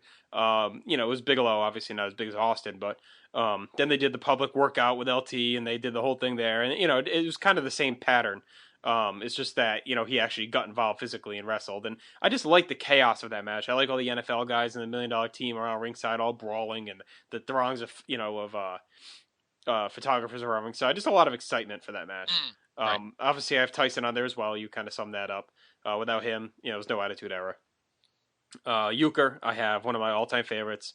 He was tremendous at 3 and 4, and actually I was watching some of the old Superstars or Challenges, whatever it is on demand that have the from 1987. It's the Challenges, and they show a lot of the Uecker little promos leading up to it, and they actually showed him. He interviewed a lot, had a lot of random segments talking about his participation. So, and I always liked him backstage with Vanna White doing the when they were doing the bracketing for the tournament at 4. And obviously Trump as well. Not only just for hosting those two, but 23, that got one of the biggest buy rates and biggest gates. Like, they made a shitload of money for that show. Yes. And that really gets a lot of the credit for bringing in a ton of casual fans for that match. Because, believe it or not, there is a lot of intrigue to see if Trump was going to lose his famous hair. So, it's kind of funny that the two wrestlers, you wouldn't think of guys that would draw big time, Lashley and Umaga, but they didn't need it with Trump and Vince involved. Right. So, okay, so now these are all different ones than you had, so it's pretty impressive. I just realized there was one that I probably should have given honorable mention to. It actually, when I was doing the list, like you did, like you forgot Cyndi Lauper, I forgot this guy, and I know you have him on your list, so go ahead. Mr. T? No, I didn't have Mr. T, actually. Right, well, I consider him a participant, so it didn't even hit me, Mr. T. I guess, yeah, but he was, I mean, to me, he's like what you're saying. Basically, he's the male Cyndi Lauper. Was a huge part of WrestleMania 1. All the build-up they did leading into that show, Saturday Night Live, all those vignettes of them training, and then of course WrestleMania 2 where he boxed Piper. So 2 iconic matches that he played a big role in. I also have on here Ray Combs, who I oh come on. Well, he's the one I'm saying I could have left off for Lauper. I was struggling, but I love Ray. I love his introductions at WrestleMania 8. I think they're hilarious. I actually like him better as Survivor Series '93, but obviously it doesn't count. I don't know. I loved Family Feud. I loved Ray Combs. I was really sad when he killed himself. I think he's an underrated, funny guy. So this is kind of my one sentimental pick. Okay. Another sentimental pick is the wonderful Steve Allen, who at WrestleMania 6 sings the little songs with the Bolsheviks in the shower. That we'll get to a little bit further when we review that show. But and his commentary in the Snooker Rude match is funny too. So I thought he was pretty good at that show. Trying to scan my list, see who I'm missing here. All right, I got three more. This guy is I can't say I loved him, but I thought he was pretty entertaining, and mainly because it wasn't him that was doing the entertaining, but he was the butt of the jokes, and that was Morton Downey Jr. With the Piper's Pit, him and Piper and Brother Love at WrestleMania 5. And actually, I was either reading or listening. Oh, there was an interview with Piper on Live Audio Wrestling, and he was saying how Morton Downey Jr. was bragging about how like he wouldn't have any competition verbally, and he was going to embarrass Piper, and so Piper kind of made it a point to go ahead and really shred him, and I thought he did that. And I guess he also said Downey was a amateur wrestler, and I guess he says after he sprays him with the fire extinguisher, you can actually see if you look, Downey goes for Piper's legs trying to take him down, and Piper was going to smash him, and he kind of held back. So, but I thought that was always an entertaining segment. Yes. Let's see here, another guy you left off that I thought deserved to be listened. That's Floyd Money Mayweather. Had a great feud with Big Show. That was another match that drew a lot of mainstream attention, and that really was the perfect prototype celebrity match. Worked to perfection, mainly a lot thanks to Big Show. Very professional, putting Mayweather over. Some of the shots he took, those fists from Mayweather were pretty nasty. The whole Mayweather entourage and it's the way they built that match. It was a little ass backwards having Mayweather be the face when he was clearly going to be positioned as a heel. Because that's how he is in boxing. But I thought he really worked hard to make that go over. So, Right. And the last guy on my list, who I cannot believe was not on yours, but I'm guessing he was the one you were saying, and that is this man.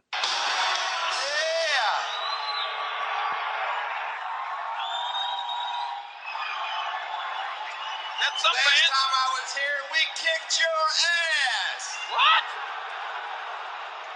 That's one of my friends there, Pete. You can't win a World Series. Heck yeah. Wow.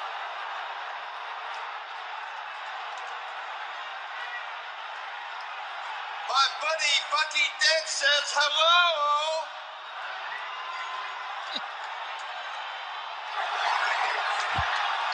I left tickets for Bill Buckner, but he couldn't bend over to pick them up. How about it? The how about it always gets me. Me too, actually. Yeah, I didn't even. You know what? He didn't even get into my mind. I don't know. Maybe I was so focused on Liberace. I don't know. He's iconic. Had 3 straight Manias. Just really, really bought into it. He got it. Just went along with the show. Took the tombstone from Kane in 3 straight. And actually, then he shows back up at, was it 24 where he comes back again and doesn't he return to the later one? Yeah, he does return to the later one. It was either 24 or 25. I don't remember which one. Yeah, there's definitely. It wasn't last year. It was either 24 or 25. I think it's 20. I think it's the one where he beats Chavo. I think it's 24. 24. I think it's that one. But yeah, he was great, and anyone who obviously rags on Boston and the Red Sox, in my heart, is a winner. So he was tremendous here, showing up all 3 years, taking the stink face the last year. But the Bill Buckner line and the how about it always cracked me up. So the how about it's the kicker. I don't even know why he says that. It's just funny the way. How about it? How about it? Bucky Dent says hello. I wonder if he was told to act that way, or he just decided, you know what, I'm just such a dick. I'm just gonna do it anyway. I don't know, but it was tremendous. So all right, let's move along here because I think it's gonna take us a little while to get through some of these other ones. But let's move on to the tag matches. Okay, so we ranked the all-time tag team title matches in order. There's not obviously as many as the openers because there hasn't been a tag title match at every one. Right. So let's start at the bottom. We can maybe move quickly through these bottom ones, but sure. Go ahead, you start. Okay. Are you away from your mic a little bit? You sound a little more further away. Oh, did I? Oh, there we go. Okay, that's better. Oh, okay, there we go. Oh, my wire moved it. Sorry. There we go. Okay. All right. So for the first one here, the worst tag team, and actually we're counting both sets of tag titles as well. So just to clarify that.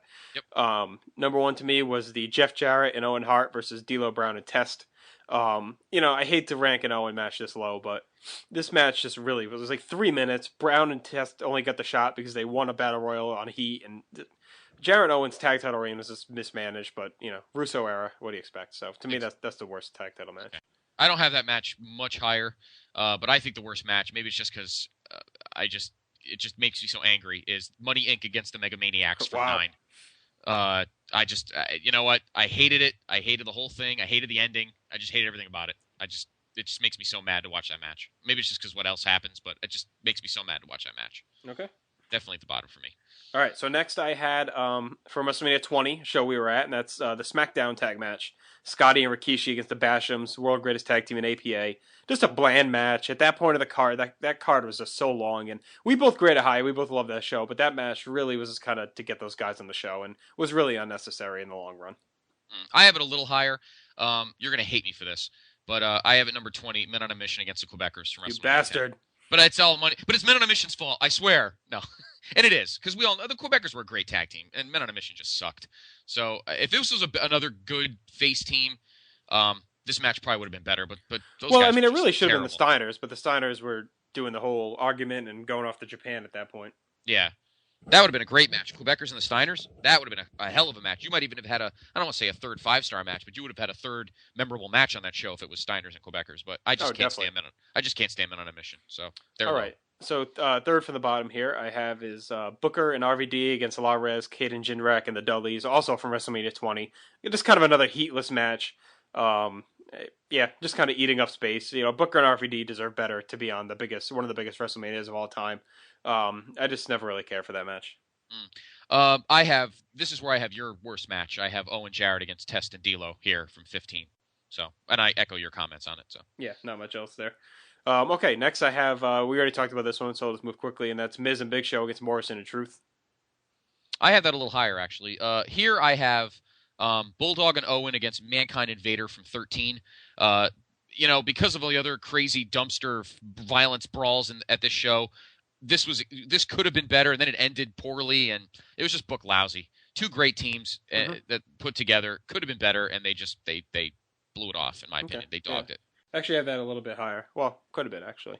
All right, next another match we already talked about, and that's Big Show and Kane against Masters and Carlito. I have it there too. Okay. That's impressive. 2. I have to mark these down when we match it up. So that's 2 so far. I have that one at 17 as well. Okay. So let's see. Next is National Disasters against Money Inc. I like both teams. I love WrestleMania 8. But, you can only expect so much from the Disasters. Stupid finish, too, with Money Inc. walking out.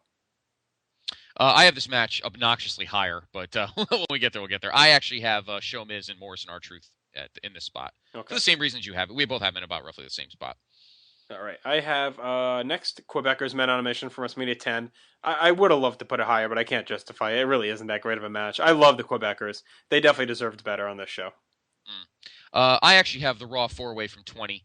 I like it a little bit better than you, but not that much better. Again, just a chance to get 4 teams on it. But I thought it was a little more entertaining than you did, but not that much more. So I have that at 15. Okay, next I have from WrestleMania 1, and that's the U.S. Express against Volkov and Iron Sheik.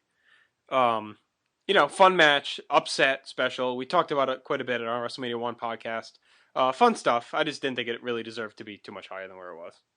I actually piggyback the 220s. I have the SmackDown tag match at 14. Again, I liked it a little bit more than you did, but not that much more. I mean, it was, again, it was a good time filler and a little sloppy, but I thought it was fun. So, all right, and next is where I have your worst match, and that's Mega Maniacs against Money Inc. Wow. Yeah, a little high, but the match itself is not bad. I mean, it's a pretty well worked match. It was a hot feud coming in, and I think we really remember that match differently if the ending of WrestleMania 9 was different. And if Hogan and Beefcake just kind of celebrate in the middle, even if they won the tag titles, still a solid match. I just think it gets more crap than it deserves because of the show it's on. Okay. My number... Oh, I lost my place. My number 13 match, Demolition against the Powers of Pain and Mr. Fuji from WrestleMania 5. I did like the whole storyline, and this is another one where Jesse kind of helps it because he does the whole, Fuji is a former tag champion, so he adds a lot of great stuff here, and he actually kind of pumps Fuji up. I don't know. I thought the storyline was good, so I always thought this match wasn't bad. Okay, I actually have that one quite a bit higher, I think. Oh, no, not too much higher. It's coming up. Next up, I have Smoking Guns against Yokozuna and Owen Hart. Owen, of course, was teasing the mystery partner. There were rumors coming out later that it was maybe going to be Chris Benoit, which would have been pretty cool. But Yokozuna had been gone since Survivor Series, comes out as a surprise, and just the joy of Owen finally winning a title and Jerry Lawler gloating, and the Smoking Guns put up a good fight. It was actually a solid match. Yoko and Owen ended up being a pretty good team. So just, middle of the road tag title match, but one I always, like I said, again, from a show I enjoy more than most people. Right. at number, what were we on again? Number 12, I actually have Demolition's coming out party, which was their pummeling of Strikeforce at WrestleMania 4. Entertaining. I mean, nothing great. Demolition at the time was just still kind of raw and just bruising power guys, and Strikeforce unfortunately had to kind of be the sacrificial lambs here. Yes. But it's a fun match to watch. It's pretty sloppy in a fun way. Yes. Okay, so next I have a match. Honestly, I don't like this match. I think it's technically fine, so this is where I put it. But to me, it was just they were trying in a way to rehash the glory days of what they had just experienced in the tag division, and that is from WrestleMania 18, the Hardys, Dudleys, Billy and Chuck, APA. It's just kind of a blah match. I was just kind of done with the Hardys and Dudleys at this point. They had been so overexposed throughout 2000 and 2001 that at this point I was just tired of them. I liked Billy and Chuck. The APA, again, they were also played out. So to me, this was just kind of a stale clinging to, a division that was slowly starting to fade. I had that match slightly higher. I actually have the U.S. Express against Sheik and Volkov here. I know it's not the best match in the world, but again, it's a fun one. It is. It was a huge upset at the time. Barrett, Wyndham, and Rotundo were red hot at the time, big time over with the crowd, and but it was a good time for the heels to win a match because there was no other title match, and they weren't going to. They were going to have Valentine drop the strap to JYD, so you needed a title change somewhere, and this was a good spot for it. But I always thought it was an entertaining match, and I like the shocking ending. All right, so here a match I may have a little high, but I just enjoy the mix of guys in it, and that's Owen and Bulldog against Mick and Vader from 13. There were a lot of rumors that Mick talks about in his books that him and Vader were going to fight in some kind of barbed wire explosive match, but that Vince didn't think he was going to be able to get clearance and ended up changing it and then put them as a team. I kind of liked it. The weirdos against, kind of the I don't want to say pretty boy muscleheads, but that's pretty much what they were. And of course that was just on the precipice of the Hart Foundation starting up. So Bulldog and Owen had a lot of tension, but they were able to pull it together to keep the titles here. So just solid stuff. Yeah. At number 10, my number 10, I actually have the New Age Outlaws against Cactus Jack and Terry Charlie Chainsaw Funk from WrestleMania 14, the dumpster match. I thought it was fun. Of course, I was a huge NAO mark at the time, so I had looked forward to that match anyway, and I was hoping it would be a little bit sloppier than it was, but still very fun for me. And that's one I definitely have a lot higher than you. I'm surprised. Yeah, I love that match, and but there are some matches I like just a little higher, but that is in my top 10, so I have that at number 10. So next I have Demolition against Powers of Pain and Fuji. Same things as you said. I liked how they played up Fuji as a threat, even though he really wasn't. And Gorilla kind of wraps that up at the end, saying, maybe Fuji would have been more helpful if on the outside than he was in the ring, because he ends up taking the pin. Just a solid title defense to blow off what was a pretty good feud. I actually have, this is where we differ on a match. I actually have the 4-way from WrestleMania 18 here. I don't hate it as much as you do. I thought it was pretty fun. The crowd was hot for it. I was not as sick of the Dudleys yet. Probably not another year. I think by 2003 I started getting sick of them. I still didn't mind them, and then ended up breaking up anyway, so I didn't really have a problem with them the rest of the year, regardless. But I thought it was a fun match. I was kind of on a Billy and Chuck kick. They were funny and actually good wrestlers. They're actually a pretty good team together. So I like this match a lot more than you did. I don't think it was that bad. Okay. Next up, I have Demolition and Strikeforce. As you said, a Demolition's coming out party. Strikeforce had a pretty good title reign. But this was just like the brute monster heels against the pretty boy faces. And Demolition just got the job done. And this is really what started the seeds of their face turn. It wouldn't happen until the end of the year, but, they get a pretty big pop when they beat Strikeforce. Of course, the rematch a couple of months later is when they would put Martel on the shelf, hit him in the neck with the cane, leading to Martel's eventual heel turn as well. So, pretty big match on a pretty weak overall show. But right. My number 8 match, actually, is the only non-world quote-unquote tag team title match, and that's the Guerreros against Team Angle and Benoit Rhino at WrestleMania 19. I love this match. A lot of fun. 3 awesome teams. Good spot on the show too, because you had all these big matches later on. This was a good spot for it. I believe it was second. I think it was right after the Cruiser match. It might have been third.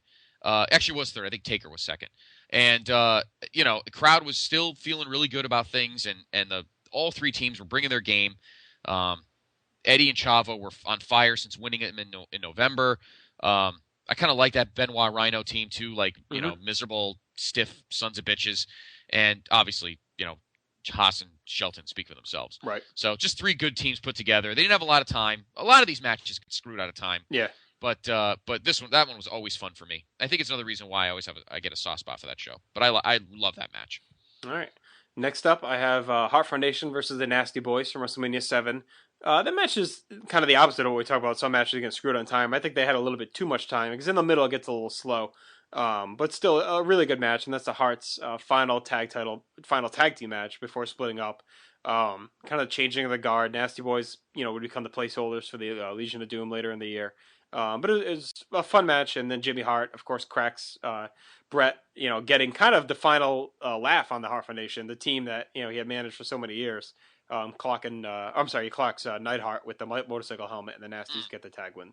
Yeah, I have that slightly higher. At number 7, I have a match you already mentioned, and that's the Smoking Guns against Owen and Yoko from 11. Wow, yeah, you had that pretty high. I think the surprise is good, and Smoking Guns were a good team.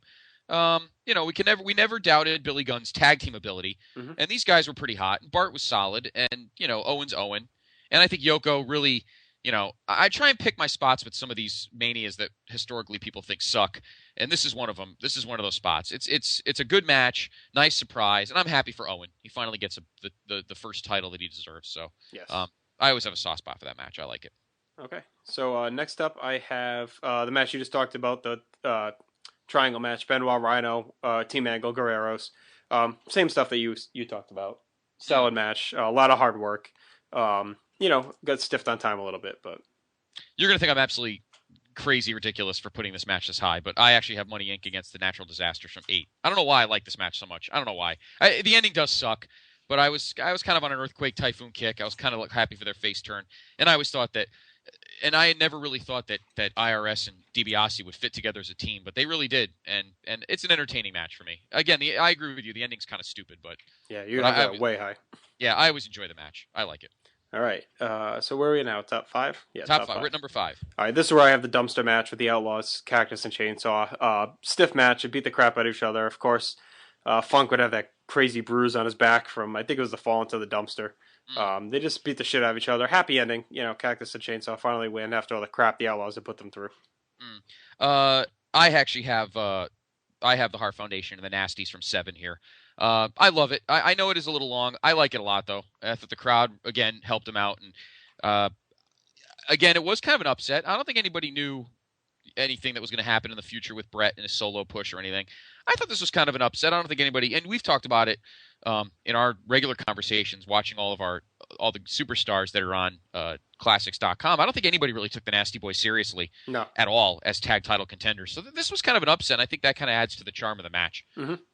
Easy one for me to watch. I like it. All right. Number 4, I have the British Bulldogs and the Dream Team. Hard-hitting, stiff match. We talked about it a lot in our 2 podcast. But just good stuff. Bulldogs win the tag titles. Dream Team and their run is legit contenders. The stiff finish, that sick pile driver as well that's in there from Valentine at Dynamite, the highlights of the match. You probably have this match where I have the match you just said, but at number 4 I have Demolition and the Colossal Connection from 6. Match speaks for itself. As a match, it's not that great, but in this case, who gives a shit? I mean, everything else about, and we've talked about this ad nauseum, everything else about this match except the work rate is top of the line. The build, the commentary, the crowd, the characters, the personalities. The big man got in. Look at Andre. Holding him up for Haku. Haku nailed his partner. And Andre, it's tied up. He's tied in the ropes, Gorilla. Andre's all tied up. Oh, Haku double clothesline. This place is going crazy. Bobby Heenan over trying to free the giant. Can he make it in time?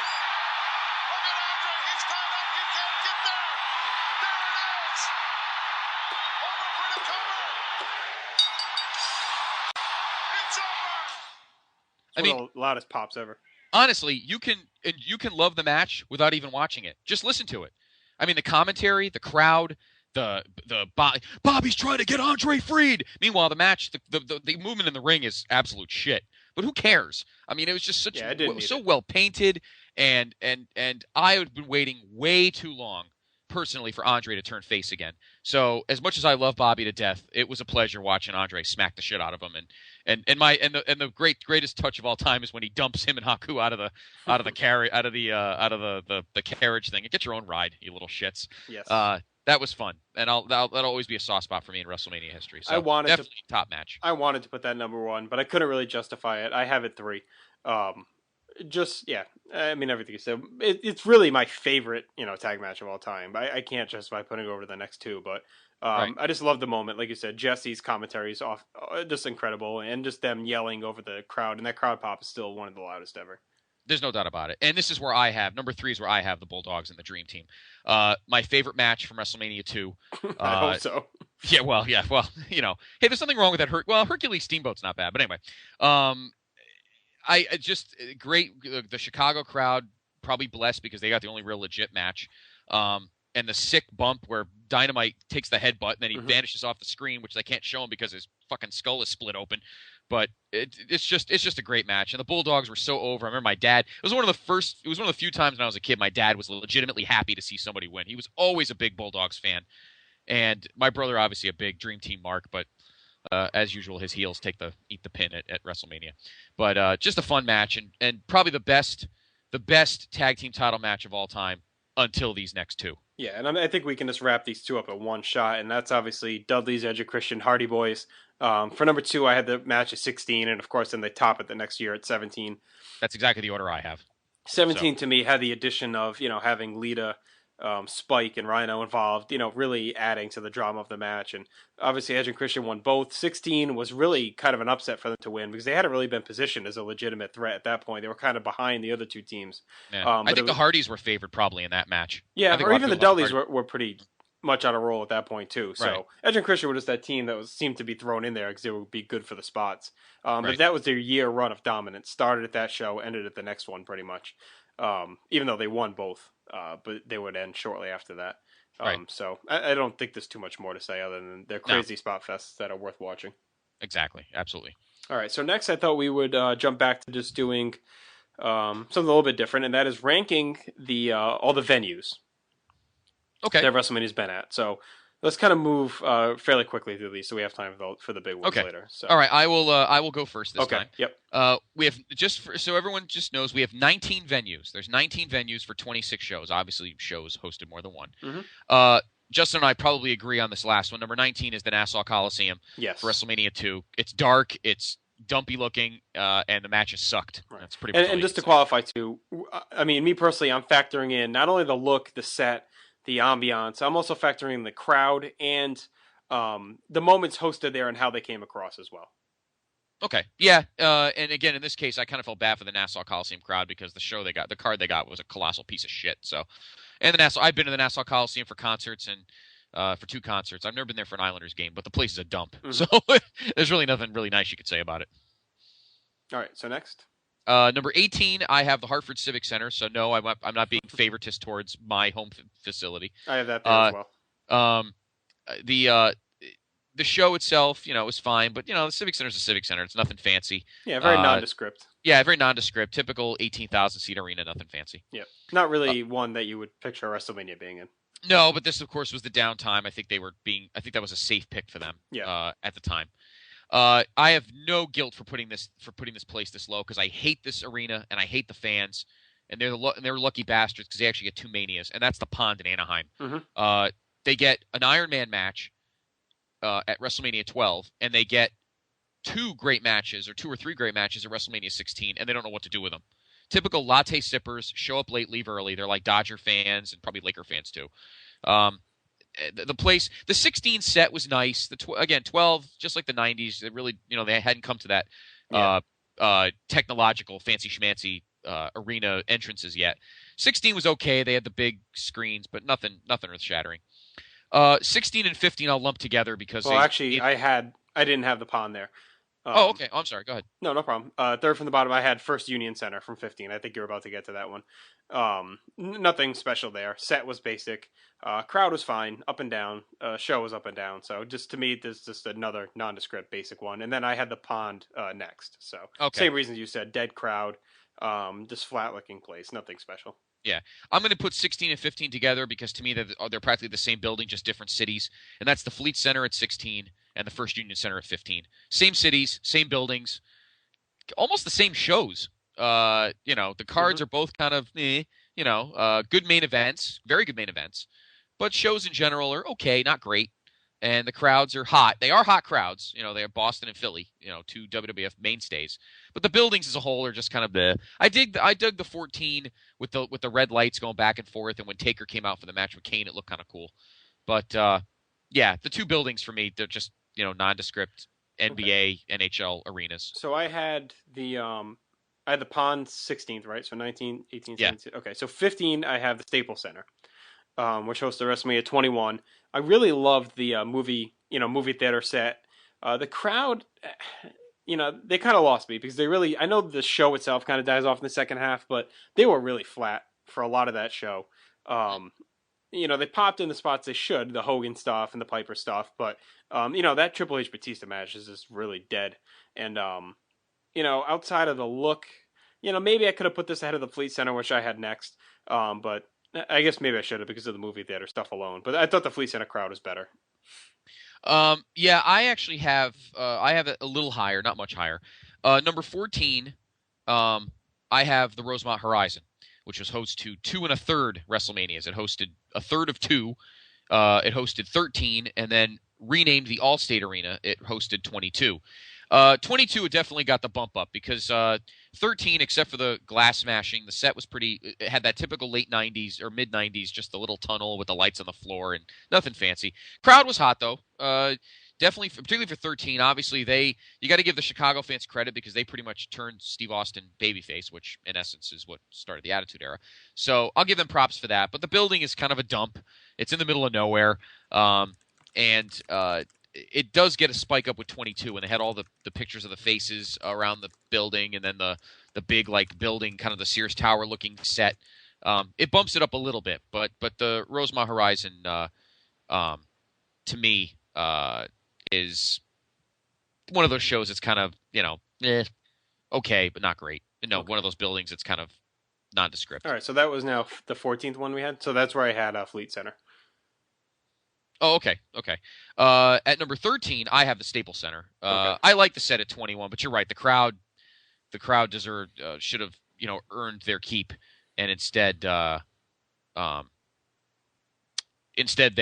just kind of died out at the end. They could have saved the show from being a 2-part show, and they didn't. They just kind of went with the tempo and flattened it out. So all right, this is where I have a show that maybe you might have higher, and it had a very unique look, a very cool look.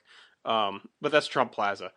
The crowd just was, it wasn't a typical wrestling fan crowd to me. It was a lot of just casino people that they probably ushered in there, and just had kind of a weird look, a yellowy look. I thought it fit because I like how they had it for 2 straight shows because it fit the whole story of the Mega Powers. It made sense that it started and ended in the same building. But to me, it's just kind of a look that I'm glad they got away from. Yeah, you know what's funny? It's actually 20 arenas. I don't think I put that in here. Did I forget to put Atlantic City? Oh my God, I did. You son of a bitch. I forgot to write Trump Plaza. I'll put that in the same spot you are because that's about the same way I think of it too. I always thought it was weird looking at an arena that was flat with it had no risers. It was almost like a flat. Everybody had floor seats, and then it kind of beveled up at the back ends. So it was a weird looking place, but it has that old school look to it. So, but I'll put that one at 12. Okay. Now at 11, now I'm gonna have to go back up one. 11, I have Caesar's Palace for 9. Outdoor shows are tough because the sound dilutes, and it's not as loud as you think it should be. But I kind of like the layout for it. I thought it was kind of neat, the toga thing, and it's a shame they didn't get a better show. But I thought the layout was pretty cool, and it was neat just having this pay-per-view crowd carved into a hotel. I don't know. I thought it was kind of neat. I always kind of like Caesar's Palace for that, not necessarily for the card, but the fact that an arena was carved into a hotel was kind of unique. All right, so there I have LA Sports Arena, which hosted a third of WrestleMania 2 and then WrestleMania 7. Of course, the theory goes that it was supposed to be at the Coliseum. Vince claims that it's due to terrorist threats that they moved it, but of course, many people believe it's due to low ticket sales. Cool look with all the red, white, and blue all over the place and the Americana feel at 7. Hot crowd. But I just can't bump it ahead of the ones I have ahead of it. So that's pretty much why it's where it is. Yeah, at number I have that a little bit higher. At number 11, which is I think where we are right now. Yeah, number 11, I actually have the Hoosier Dome from WrestleMania 8. If you look at the wide shot, it just looks so bland. Like it just looks like concrete. There's nothing really fancy about it. It's just there. I think just the vision of so many people, but there's better arenas that are higher on the list that make a lot of people look better. So as much as the card is pretty good, to me the building just looked very bland and dull. So I probably have it a little higher than it should, maybe just because it fits so many people. But I have it at 11. Okay, so 11 for me is Rosemont Horizon.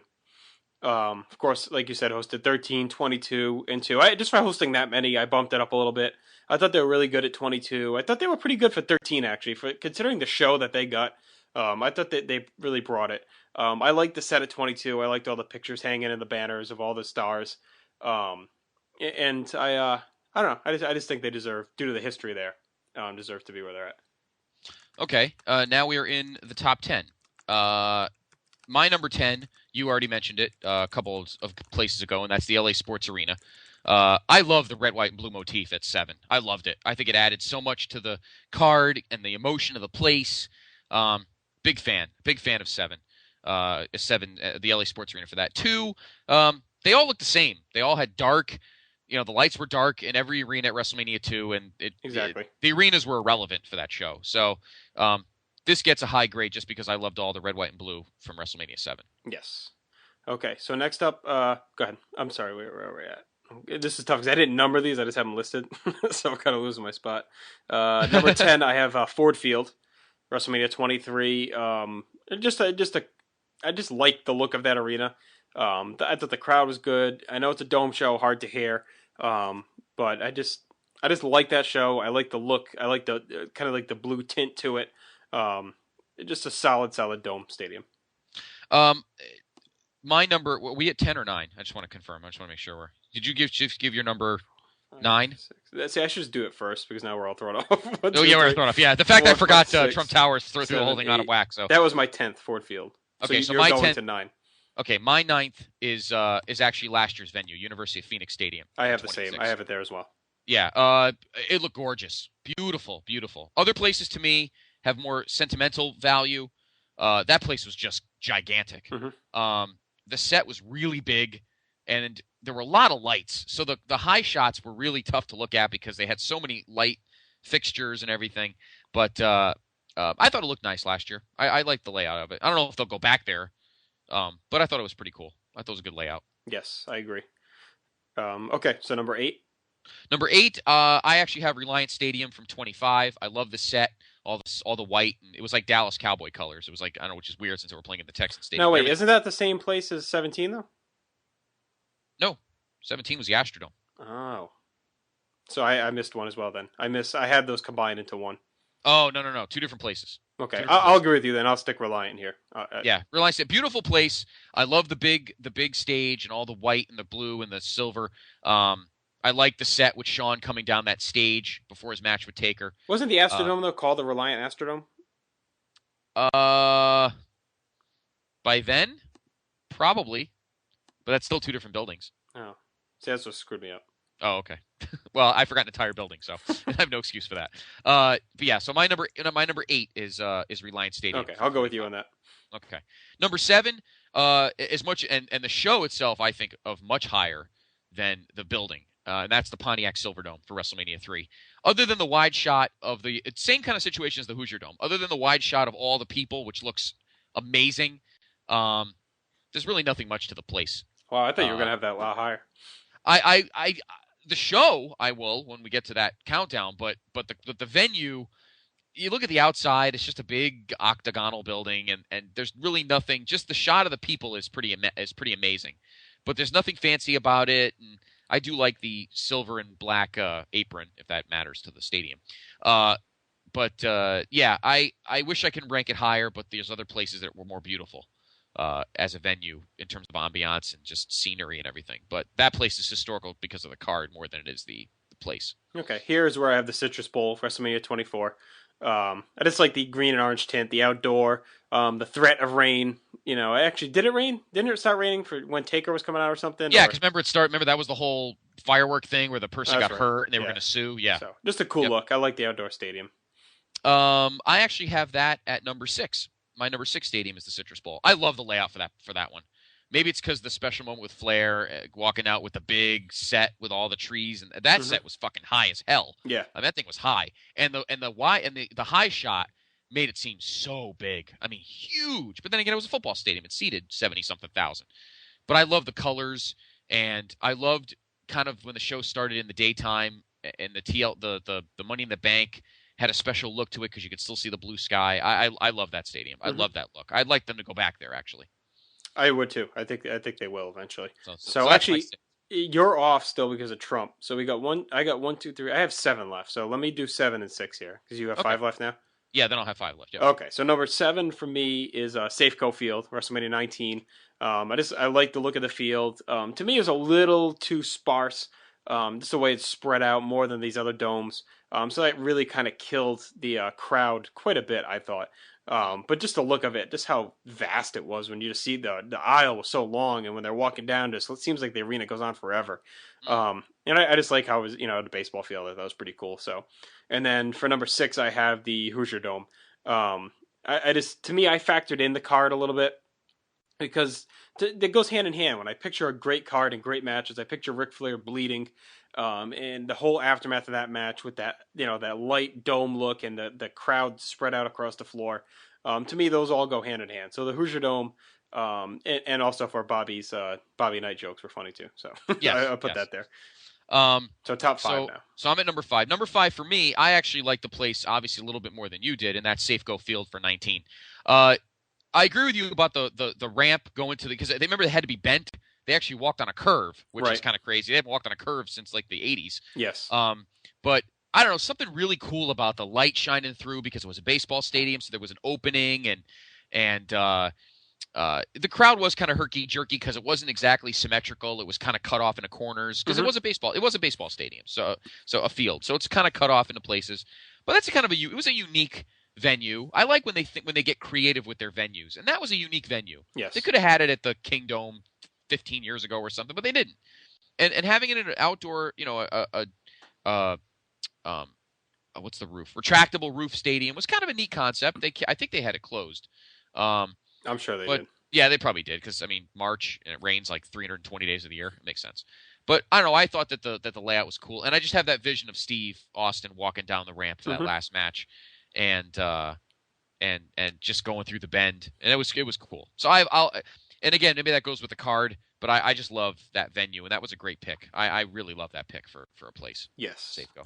All right, so for my number 5, this is where I had the Astrodome. So I was thinking of it more for 17 anyway than I was for 25. So just to me, huge crowd, huge arena, huge show. They all go hand in hand to me. The first real dome show that they had done, before that they had a run of smaller arenas. So since the Hoosier Dome. So it'd been a while since they really had a major stadium like that. And to me, it just fit that they picked that year to, the peak of the Attitude Era, the culmination of the Monday Night Wars, all comes to a head. The biggest show and probably in WWF history comes to a head there at the Astrodome.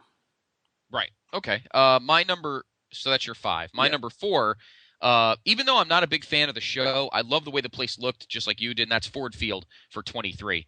I love the blue tint. The place was gigantic, and we were talking with our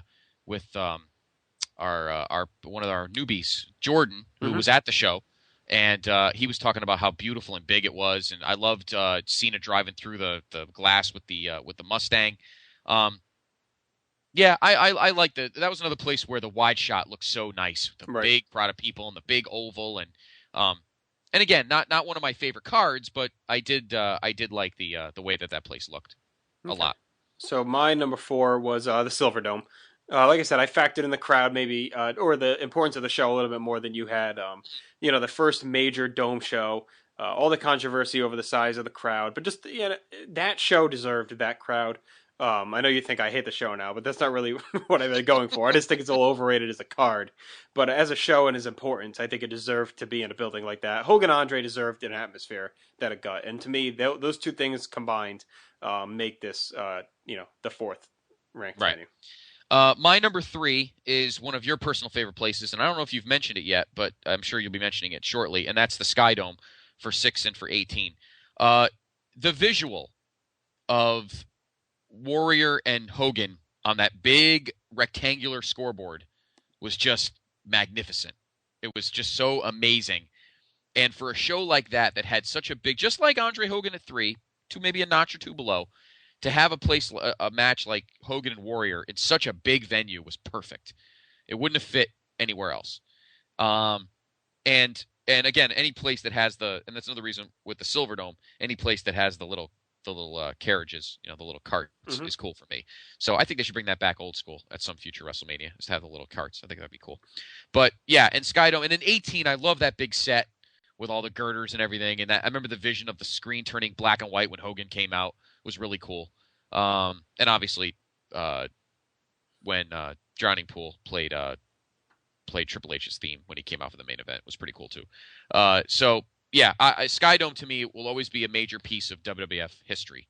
I think it's one of the most important, and it's one of the few domes that hosted a Raw, which not many people know either. So one of the places for me that has a soft spot. It's a major piece of WWF history for me. All right, for my number 3, and this is a lot higher than you had it, and that's Caesar's Palace. I know the show taints it a little, but just the most unique looking WrestleMania. The first risk they took going outside, really going with a whole theme. They hadn't really done a theme like that, the whole Roman look. And I was really glad that they went all the way with it. They could have just had it there, but not gone the way they did. Something they would have done is normally play it safe, but they didn't. They had everyone in togas. They had Cleopatra and Caesar come out, and the whole look of everything, just, Todd Pentgill and his freaking shades and his little toga out in the crowd, and Gorilla and his toga, and, JR and his ridiculous one. And just the whole set was amazing. I loved the backstage area when Shawn and Shawn and Perfect are fighting backstage, and, it's just like all open. And just a really cool venue and a really cool idea. And being in Vegas, of course, is always great too. You almost forget that they're in Vegas because just you see Caesar's Palace, it's outside. I don't know where you think it is, but I forget that they're actually in Las Vegas. So I know, me too. To me, I think that was just a really awesome look to it. My number 2, you already mentioned to it. My number 2 is the Astrodome. That wide shot, and another internet writer had said something on his review of WrestleMania 17. I won't say who, but he even says, "Wow, I mean, just that's a lot of fucking people."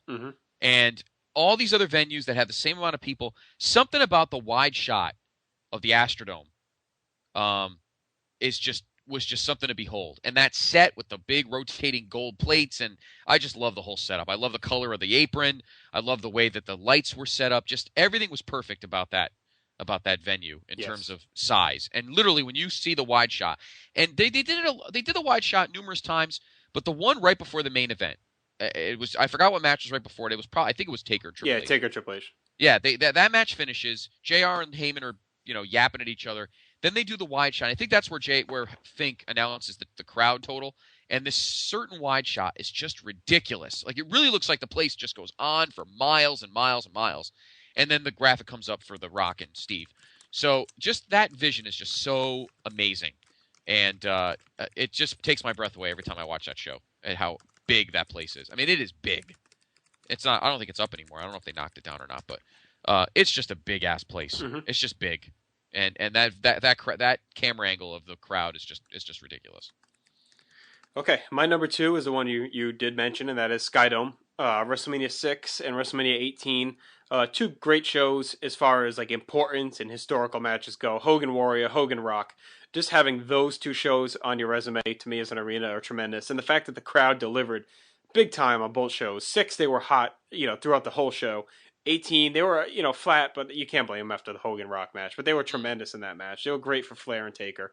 18 obviously had the better set, but 6, Sky Dome was brand new.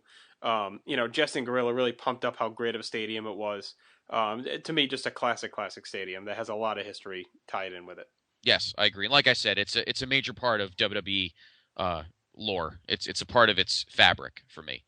And obviously number one, and you know what? This is where I'm pleasantly surprised. I didn't think you'd have this number one. I thought Come you were on, of thinking. course. I thought you were thinking differently than me. I honestly thought you were going to put Skydome number one and this number two. No, you got to put this one. But I'm pleasantly surprised. Number one, of course, no question, is Madison Square Garden. Why not? Duh. It's the home office. And I was thinking about it today. This is how I was so pumped up for this podcast tonight, because I was thinking about things in my head on the way home from work tonight. How I was going to talk about things, not what I was going to say like word for word, but what my thoughts were going to be. The reason I love Madison Square Garden so much, on top of the fact it's the world's most famous arena, all three of these WrestleManias, 1, 10, and 20, all have different dropbacks. One was just a great it's the granddaddy. It's the historic show. It's the first one. It's the cherry popper, and it doesn't, and just that old school feeling with Mean Gene and the interviews in the locker room, which looks like the toilet, and Lord Alfred's stage fright at the end of the tunnel holding the program, and Gorilla and Jesse just kind of sowing their oats, and the crowd and the MSG mic, and just everything about that show is just so special. And it just has that special old school 80s WWE. But you know what? We're grandfathered in, so I'm going to say WWF. That WWF feeling, just so old school, and you just feel so special. It gives you a warm feeling that, man, this is where it all began. And the Garden just has that special sound. Our good friend George, who hopefully will be joining us in the Place to Be podcast in the near future, he says he loves Madison Square Garden because the bell has that sound. Do you ever notice that? Yes. The bell at Madison Square Garden, it is absolutely undeniable. The bell at MSG. Everything about that place is just unique. 10 is just the venue sets up one of the most surprising shows. That show no one ever expected to be as good as it ended up being, and I think the Garden had a special feel to it, and it needed to be special because you were in that weird dip in the mid-90s, and the Garden made that show even better than it actually turned out to be. And 20, it speaks for itself because you and I were there. It gave me tingles just being in that building. You know why? For me personally, you had been there already for a show. That was my first ever Madison Square Garden, and I've been a wrestling fan for a long time. And that was my first show ever at Madison Square Garden, was WrestleMania 20. So I'll always have a soft spot for that show, always, no matter how bad some people think the card is. And then nobody could talk about Benoit, not in hushed tones. But that show was awesome for me. And sharing it with you and our friends, and watching the two guys dressed like Hogan and Savage in the next section are fighting during the god-awful Brock Goldberg match. Just so many little things about that show were just so special. And that building was just so crazy. And you had the Harlem Boys Choir and the fireworks after the open. And it's undeniable. It's the number one place to see anything involved in WWE. And that's why it's the number one venue for WrestleMania. I agree. I mean, you summed it up. I don't think I need to say much more than that's the home of WrestleMania. 1, 10, 20, 3 great shows, all for different reasons, obviously. 10, had the 2 great matches.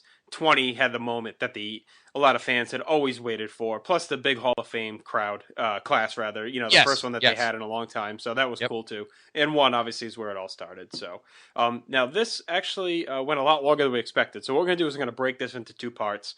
Part 1 ends here, and then we are going to be back, and we will look at this treat for the Place to Be podcast fans, huh? They get a sequel, 2-parter. So we don't want to screw you and have this thing go too long. We also don't want to jip you by cutting it short just to squeeze it in. So I think it deserves to be 2 parts. We have major categories coming up. We're going to get into greatest IC title matches, greatest world title matches, as well as the top performers. We have a good story for that, yep. And of course, ranking the Manias overall. So thank you for listening. For Scott Criscolo, this is Justin Rosero, and we will be back with part 2 of this episode.